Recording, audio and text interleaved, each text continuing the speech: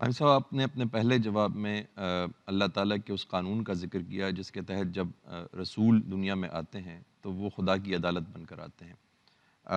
پھر آپ نے بتایا کہ اگر اس کی قوم اس کا انکار کر دے تو اللہ کا عذاب ان پر نازل ہوتا ہے۔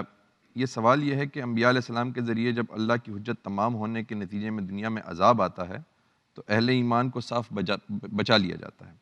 حضور صلی اللہ علیہ وسلم کے ساتھیوں کی تلواروں سے جب یہ عذاب آیا تو اہل ایمان کیوں شہید ہوئے، ان کو کیوں نہیں بچایا گیا؟ جب آخری عذاب آتا ہے تو پھر کوئی شہید نہیں ہوتا۔ یہ جو شہادت کے واقعات ہیں یہ اس سے بہت پہلے ہو گئے، اور اس کا جواب دیا قرآن مجید نے کہ کیوں ہوئے۔ فرمایا ہے کہ ان لوگوں کے اندر اتنا شوق تھا شہادت کا کہ اللہ نے یہ سعادت بھی دینے کا ان کو فیصلہ کر لیا۔ تو اس وجہ سے جب آخری مارکہ ہوتا ہے اس میں کسی آدمی کی جان نہیں جاتی۔ یہ جو پہلے مرحلے کے معاملات ہیں انہی کے اندر لوگوں کو شہادت کا منصب بھی حاصل ہوا۔ اس کو سورہ آل عمران میں بیان کیا ہے کہ ہم نے احد کے معاملے میں تمہاری ایک غلطی کی وجہ سے شکست ہو جانے دی، یتخذ منکم شہداء، تاکہ تمہارے اندر سے جو لوگ یہ خواہش رکھتے ہیں کہ ان کو شہادت کا منصب حاصل ہو، ان کی یہ خواہش بھی پوری کر دی جائے۔